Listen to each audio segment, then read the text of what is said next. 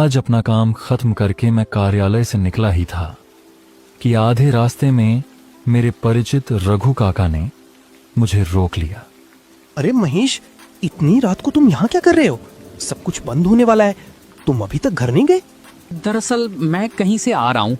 मैं अपनी बुआ के घर गया था, उनकी तबीयत खराब है। सोचा इस छत के नीचे कुछ देर रुक जाऊं क्योंकि बाहर बहुत तेज बारिश हो रही है। अरे महेश, तुम्हें पता नहीं है क्या? आज अमावस्या की रात है।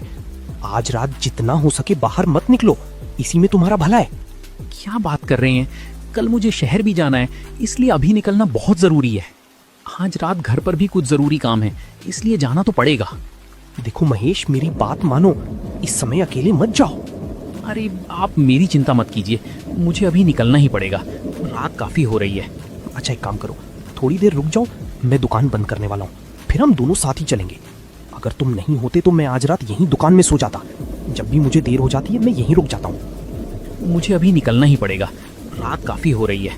आप दुकान बंद करके यहीं आराम कर लीजिए, मैं अब चलता हूँ। अच्छा महेश, रुको। मुझे पता है तुम मुझसे ज्यादा पढ़े लिखे हो और तुम्हें अमावस्या की रात या छलावे जैसी बातों पर विश्वास नहीं है, लेकिन ये पोटली अपने साथ रख लो। ये मुझे मेरी माँ ने दी थी। जब भी मैं देर रात घर जाता हूँ इसे अपने साथ जरूर रखता हूँ। ठीक है, अब मैं निकलता हूँ। मैंने वह पोटली अपने साथ रख ली और वहां से निकल गया। रात बहुत गहरी हो चुकी थी, बारिश भी हो रही थी, लेकिन मैं क्या करता? मेरी नौकरी का सवाल था। रात लगातार काली होती जा रही थी। बस स्टॉप काफी दूर था, इसलिए वहां पहुंचने में समय लग रहा था। आसमान में तेज बिजली कड़क रही थी और बारिश की बूंदें मानो पूरे शरीर पर चुभ रही थीं। कुछ देर बाद मैं बस स्टॉप पर पहुंच गया। वहां खड़े होकर मैं बस का इंतजार करने लगा। बारिश धीरे धीरे और तेज होती जा रही थी। रात के कारण मेरे आसपास कोई दिखाई नहीं दे रहा था। उस बस स्टॉप पर केवल मैं ही इंतजार कर रहा था। कुछ देर इंतजार करने के बाद मुझे अंदाजा हो गया कि शायद आखिरी बस भी निकल चुकी थी। तभी मेरी नजर सड़क के सामने बैठी एक अजीब सी लड़की पर पड़ी। घना अंधेरा होने के कारण वह मुझे ठीक से दिखाई नहीं दे रही थी। उसी समय आसमान में जोरदार बिजली कड़की। मेरा ध्यान कुछ क्षण के लिए हट गया। जब मैंने दोबारा उस जगह की ओर देखा तो वहां कोई नहीं था।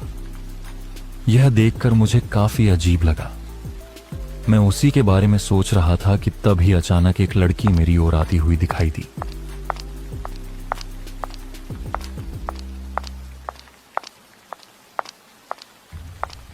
वह आकर मेरे पास ही रुक गई और ऐसा लग रहा था मानो वह भी बस का इंतजार कर रही हो। वह लड़की मेरे पास आकर चुपचाप खड़ी हो गई। उसके कपड़े बारिश से भीगे हुए थे और उसके चेहरे पर एक अजीब सी उदासी दिखाई दे रही थी। क्या हुआ? आप इतनी डरी हुई क्यों हैं? और इतनी रात को यहाँ अकेली क्या कर रही हैं? मुझे डर लग रहा है। किस बात का डर? मुझे इस रास्ते और इस अंधेरी रात से डर लग रहा है। क्या आपको डर नहीं लग रहा? इसमें डरने जैसी क्या बात है?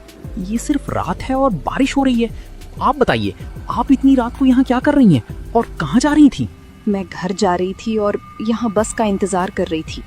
जब मैं यहाँ पहुँची तब मैंने सड़क के उस पार एक अजीब सी लड़की को बैठा देखा था। उसी वजह से अब मुझे यहाँ डर लग रहा है। उसकी यह बात सुनकर मैं चौंक गया, क्योंकि कुछ देर पहले मेरे साथ भी बिल्कुल ऐसा ही हुआ था। पहले मुझे लगा था कि शायद यह मेरा भ्रम होगा, लेकिन अब मुझे लगने लगा था कि वह मेरा भ्रम नहीं था। आपका घर कहाँ है? मेरा घर इस गांव के पास वाले गांव में है। अगर आप मेरे साथ वहां तक चलें तो अच्छा होगा, क्योंकि बस जा चुकी है और मुझे अकेले जाने में डर लग रहा है। ठीक है, मेरे घर का रास्ता भी उसी दिशा में पड़ता है। आइए, आप मेरे साथ चलिए, मैं आपको आपके घर के पास तक छोड़ दूंगा। क्या आप सचमुच मुझे मेरे घर तक छोड़ देंगे? हाँ, क्यों नहीं। वैसे भी इस समय शमशान वाले रास्ते से अकेले जाना ठीक नहीं है। आइए, मैं आपके साथ चलता हूँ। वह लड़की मेरे साथ चलने के लिए तैयार हो गई। इसके बाद हम दोनों साथ साथ आगे बढ़ने लगे। पूरे रास्ते हम बातें करते हुए चल रहे थे। मुझे जो डर पहले महसूस हो रहा था वह अब बिल्कुल नहीं लग रहा था। शायद अकेलेपन की वजह से ही मुझे डर महसूस हो रहा था। हम दोनों बारिश में भीगते हुए आगे बढ़ रहे थे। रास्ते में अजीब अजीब आवाजें सुनाई दे रही थीं। वह अजीब सी आवाज अचानक और साफ सुनाई देने लगी। ऐसा लग रहा था मानो कोई धीमी आवाज में कोई पुराना गीत गुनगुना रहा हो। बारिश लगातार हो रही थी और चारों ओर घना अंधेरा फैला हुआ था। तभी वह लड़की अचानक रुक गई और घबराई हुई नजरों से चारों तरफ देखने लगी। क्या आपने कोई आवाज सुनी? हाँ, क्या तुम्हें भी ये आवाज सुनाई दे रही है? मैं तो समझा था कि सिर्फ मुझे ही सुनाई दे रही है, लेकिन छोड़ो, शायद दूर कहीं से कोई आवाज आ रही होगी या फिर बारिश की होगी। तुम डरना मत, कुछ नहीं है। नहीं, ये बारिश की आवाज नहीं है। ये तो ऐसा लग रहा है जैसे कोई कुछ कह रहा हो या फिर रो रहा हो। मुझे तो डर लग रहा है। अरे डरने की कोई बात नहीं है, तुम बस मेरे साथ चलो, कुछ नहीं होगा। आपको शायद पता नहीं है, इसलिए आप ऐसा कह रहे हैं। आज अमावस्या की रात है। ऐसी रातों में इस तरह की सुनसान जगहों पर छलावा निकलता है। अरे छलावा जैसी कोई चीज नहीं होती। तुम भी ऐसी बेकार बातों पर विश्वास करती हो। चलो इन बातों को छोड़ो, मेरे साथ चलो, मैं तुम्हें घर तक पहुंचा दूंगा। खौफनाक आवाज मुझे भी सुनाई दे रही थी, लेकिन मैंने उस पर ज्यादा ध्यान नहीं दिया। सच कहूं तो अब मुझे भी डर लगने लगा था, लेकिन उस लड़की के सामने मैं अपना डर जाहिर नहीं करना चाहता था, इसलिए मैं उसे दिलासा देता रहा। इसके बाद हम दोनों फिर से चलने लगे।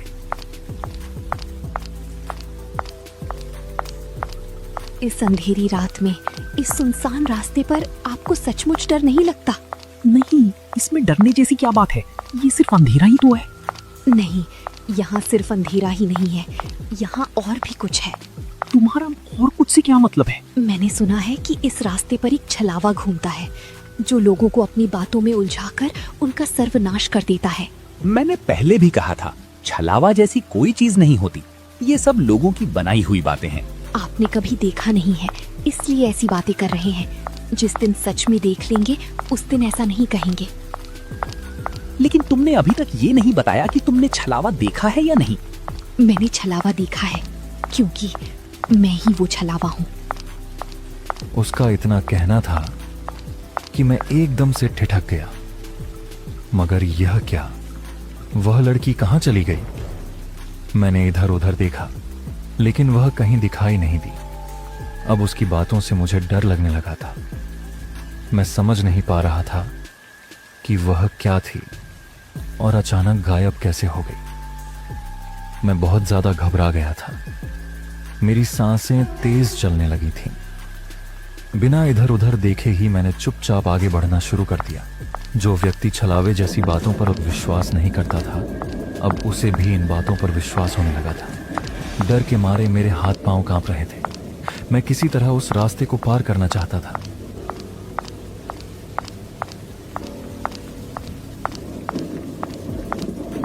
तभी वह आवाज सुनकर मेरे होश उड़ गए।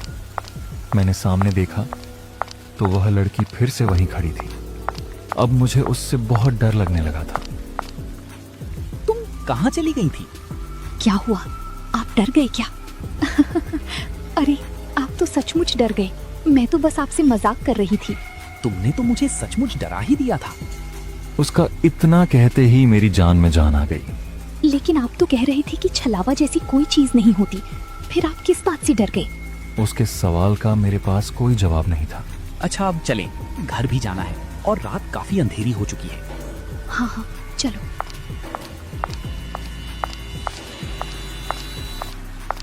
देखो, रात के समय इस तरह का मजाक करना ठीक नहीं है। क्यों, क्या तुम मेरे मजाक से डर गए थे? नहीं, मैं डरा नहीं था, बस थोड़ा परेशान हो गया था कि तुम अचानक कहाँ चली गई थी। अच्छा, तो क्या अब भी तुम्हें लगता है कि छलावा जैसी कोई चीज नहीं होती? अरे छोड़ो भी छलावे की बातें, कोई और बात करते हैं। देखो, लगता है हम जल्द ही अपने गंतव्य तक पहुंचने वाले हैं। घर अभी बहुत दूर है। लगता है इस रास्ते से तुम्हारा रोज आना जाना होता है, तभी तुम्हें इसकी अच्छी जानकारी है। घर अभी बहुत दूर है। हाँ, मेरा इस रास्ते से रोज आना जाना लगा रहता है। तो क्या तुम्हें इस सुनसान रास्ते से रोज आती जाती डर नहीं लगता? नहीं, मुझे डर क्यों लगेगा? मुझे डर नहीं लगता। क्योंकि मैं एक छलावा हूँ। मजाक करना तो तुम्हें खूब आता है। लेकिन इस बार मैं मजाक नहीं कर रही। उसकी यह बात सुनते ही मैं फिर से रुक गया। इतना कहकर मैंने उसकी तरफ देखा, लेकिन वह फिर से गायब हो चुकी थी। देखो, मेरे साथ इस तरह का मजाक मत किया करो। मुझे ऐसी बातें बिल्कुल पसंद नहीं है। अगर तुम ऐसा ही करती रही तो मैं तुम्हें यहीं छोड़कर आगे चला जाऊंगा। अब चुपचाप मेरे साथ चलो। मैंने उसे कई बार आवाज लगाई, लेकिन वह कहीं दिखाई नहीं थी। मैंने फिर से आवाज दी। देखो, मैं जा रहा हूँ, फिर तुम अकेले ही आ जाना। अब मैंने आगे बढ़ने का फैसला किया, हालांकि मुझे उस लड़की की चिंता भी हो रही थी। आखिर वह रास्ता इतना सुनसान था और रात भी काली हो चुकी थी। चारों ओर अजीब अजीब आवाजें आ रही थीं, लेकिन मुझे आगे बढ़ना ही सही लगा। चलते चलते जब मैंने रास्ते को देखा तो वह बिल्कुल वैसा ही लग रहा था जहां से मैं पहले भी गुजर चुका था। मैंने चारों तरफ नजर दौड़ाई तो मुझे महसूस हुआ कि कुछ न कुछ गड़बड़ जरूर है। अब मुझे कुछ समझ नहीं आ रहा था। तभी अचानक मुझे अपने पीछे किसी के चलने की आहट सुनाई देने लगी। ऐसा लग रहा था मानो कोई लगातार मेरा पीछा कर रहा हो। उस आहट ने मेरे डर को और बढ़ा दिया, लेकिन वह आवाज लगातार मेरे पीछे पीछे आती रही।